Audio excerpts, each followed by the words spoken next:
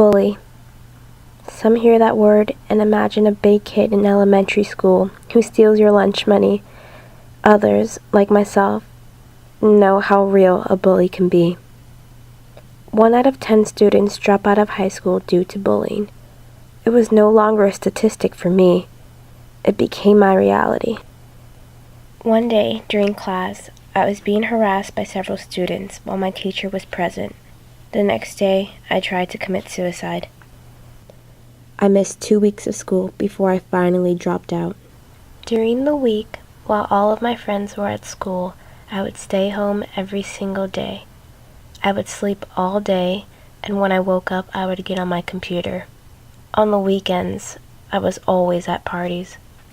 I would steal my mother's husband's alcohol whenever I could. I would get drunk at night, alone in my room, and no one knew.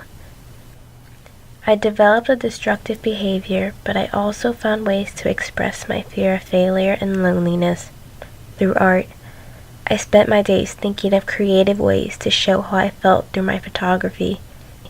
Even on my worst days, I took photos. I started to realize that I had nothing in common with my best friends anymore. I felt left out.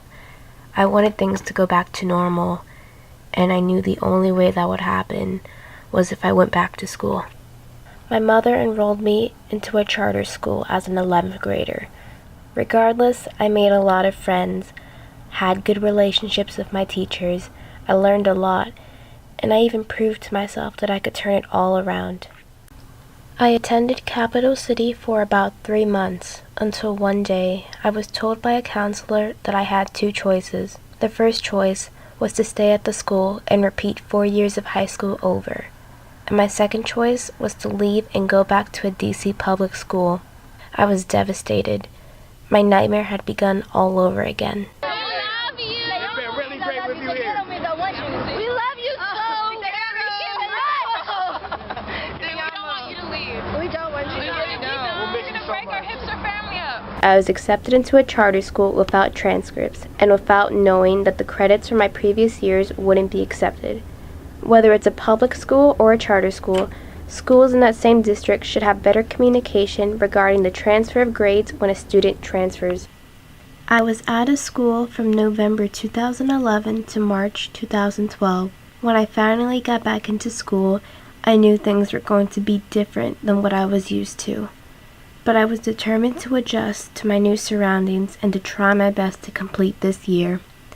I make sure to do all my homework on time and participate in class, even though there are a lot of distractions. Why did you say that instead of just walking away like that? Is that yours?